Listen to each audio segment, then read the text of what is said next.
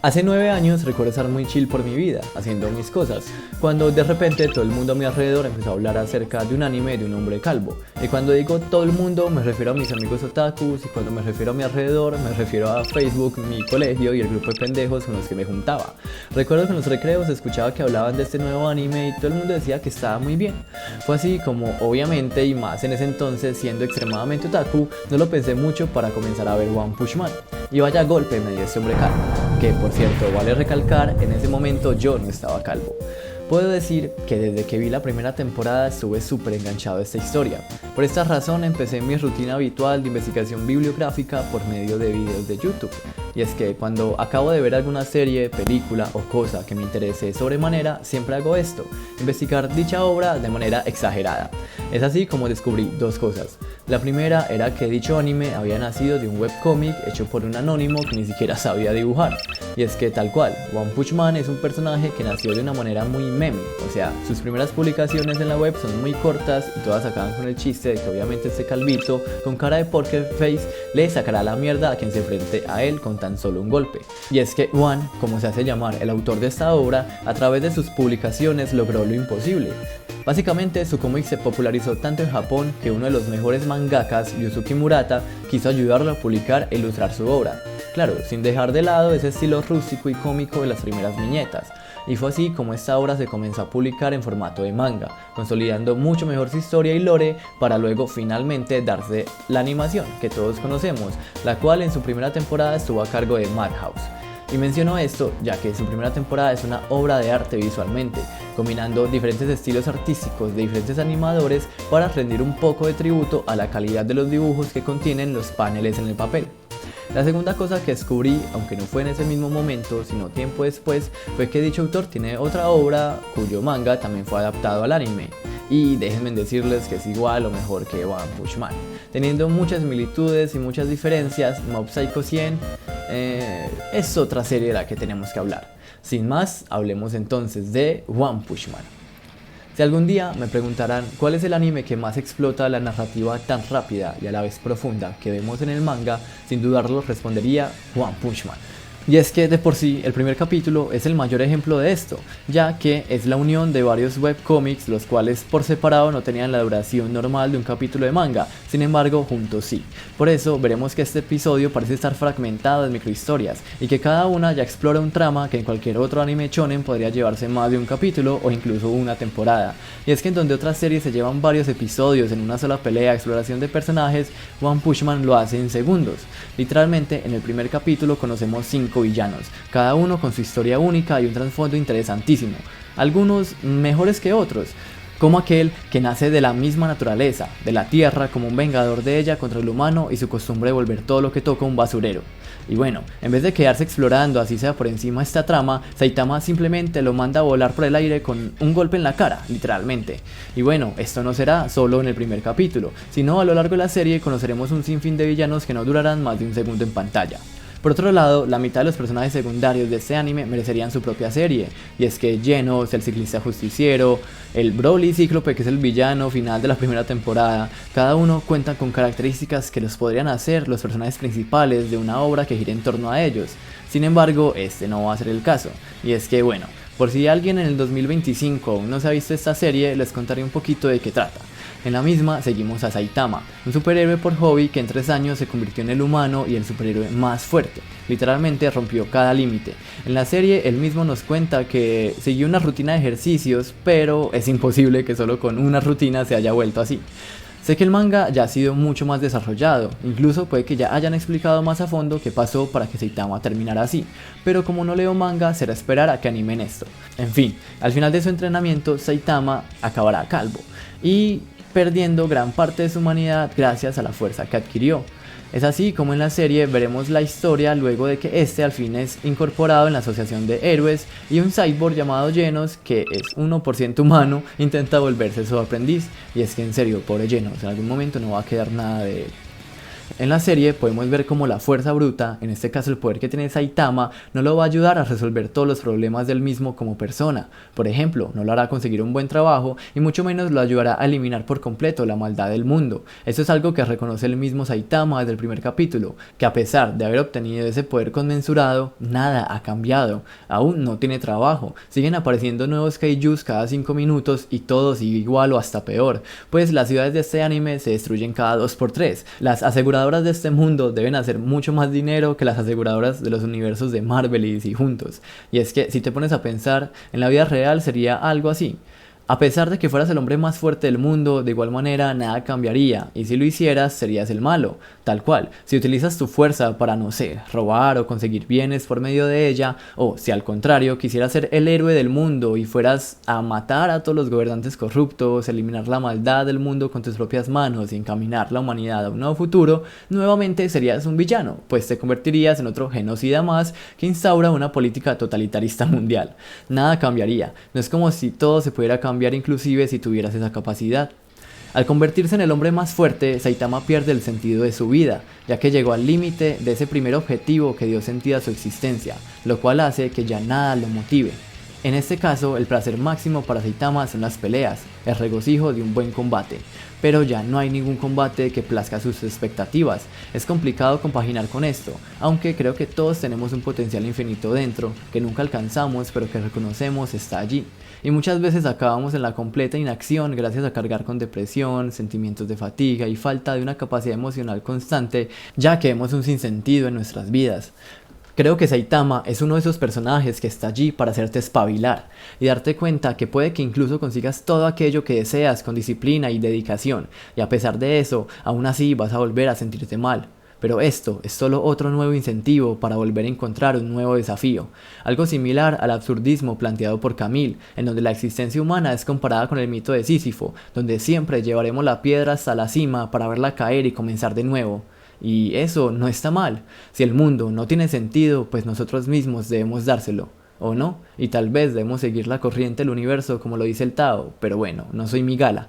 Sea como sea, recuerda que si tienes tiempo para sentirte mal, tienes tiempo para mejorar. Y esta y muchas más enseñanzas son las que te escupirán esta historia con cada capítulo. Por ejemplo, el ciclista justiciero. Este hijo de puta tiene más voluntad que Goku y Naruto juntos. Y es que sí, en algún momento a estos dos los hizo mierda un enemigo, pero al menos tenían mínimos conocimientos de combate por su contexto, o una biología que les favorecía en la batalla. En cambio, este bro solo es un hombre normal que hace mucho cardio. No tiene ningún poder o habilidad adicional que montar su jodida bicicleta, y aún así es mejor héroe que la mayoría de los que nos muestran en la serie de One Punch Man. Por esto es que este personaje le da una lección a Saitama.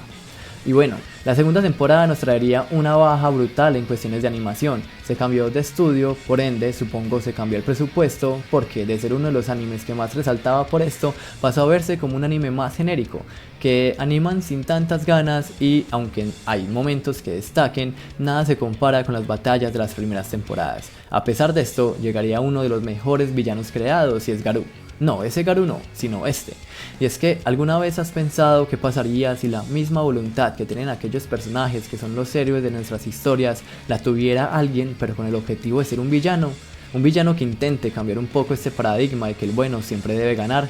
Pues si alguna vez lo imaginaron, Garou es la representación de ello. Prácticamente les acabo de contar su historia, ya que de pequeño se cuestionó esto, el por qué, a pesar del esfuerzo y la voluntad de los villanos, siempre deben de ser vencidos por aquel que encarna el bien. Y es que usualmente los villanos siempre suelen representar a alguien vulnerable y rechazado, que, bueno, no toma los caminos morales correctos, pero que en muchos casos tiene razones tan válidas como los héroes. Es por esto que este personaje decide entrenar para volverse tan fuerte que ningún héroe pueda derrotarlo, y parece que de algún otro modo él mismo tiene una metamorfosis gracias a esa voluntad, haciendo que su aspecto físico cambie y supere sus límites. Para el final de esta temporada veremos cómo los Kaijin lo llevan ante su líder al ver su potencial. Y es que este personaje tiene aquello que comparten muchos de los otros personajes creados por One, y es su gran fuerza de voluntad. Voluntad que en el caso de Saitama puede que haya perdido, pero que es justamente esta búsqueda de un nuevo sentido lo que nos quieren mostrar a lo largo de esta serie. Ahora hablemos de Mob Psycho 100. Esta serie puedo asegurar que cuenta con uno de los personajes más puros creados en la animación, y es que ya es usual que los protagonistas de los animes sean personajes con un corazón de oro, muy bonachones, enérgicos y con una gran empatía, pero Mob es la meca de la inocencia, el altruismo y la buena voluntad. En este universo nos trasladamos a un mundo un poco más realista. Aquí no hay hombres con capa o monstruos que vienen de las profundidades de la tierra. Al contrario, es un mundo muy parecido al nuestro, solo que nos muestran que hay psíquicos, los cuales son personas con grandes habilidades extrasensoriales que suelen tener capacidades de telepatía, clarividencia y muchos más poderes que rompen las leyes naturales. Y es que como en nuestro mundo muchos de los tipos que se autoproclaman psíquicos son un fraude, en este también. Sin embargo, otros no lo son. Y el más poderoso de todos ellos es nuestro personaje principal, Mob, un niño de 14 años con nulas habilidades sociales, poca confianza en sí mismo, pero con una familia que lo quiere mucho. Además tiene un maestro que es un fraude, de hecho es un estafador que se llama psíquico sin tener ninguna habilidad, además de una capacidad de convencimiento que solo logra competir con Saul Goodman. Y es que a pesar de que sí, este hombre lo quisiera, posiblemente podría robar fortunas con estafas por Instagram, la misma serie nos mostrará que de hecho es uno de los pilares morales de Mob, y de que aunque podríamos pensar que se aprovecha de él, lo necesita mucho más de lo que a él mismo le gustaría confesar. En fin, en Mob nos muestran un personaje algo similar a Saitama, sin embargo este nunca tuvo que entrenar para conseguir su poder, simplemente nació con un potencial psíquico infinito. O sea, si en nuestro mundo solo hubo una señora que si mucho movía una cuchara unos milímetros, este pequeño puede lanzarte de edificios enteros con el poder de su mente si lo haces enojar. Y es que es este mismo potencial lo que hizo que toda su vida intentara controlar sus sentimientos para no explotar, ya que siendo un niño no pudo controlar estos poderes y lastimó a otros, algo que nunca se pudo perdonar. Es por eso que vamos a ver cómo realmente Mob no quiere pelear, pero serán las situaciones en las que se verá involucrado las que lo obliguen a hacerlo. Además de que si este llega a su límite, como cualquier persona va a estallar, solo que él no es como cualquiera de nosotros y su poder en un momento de estrés, gran tristeza o rabia puede ocasionar que una ciudad entera sufra. Es por esa razón que Mob siempre ha sido una persona recatada, amable y muy tranquila, que solo desea, como cualquier adolescente hormonal, que la chica que le gusta sepa que él existe.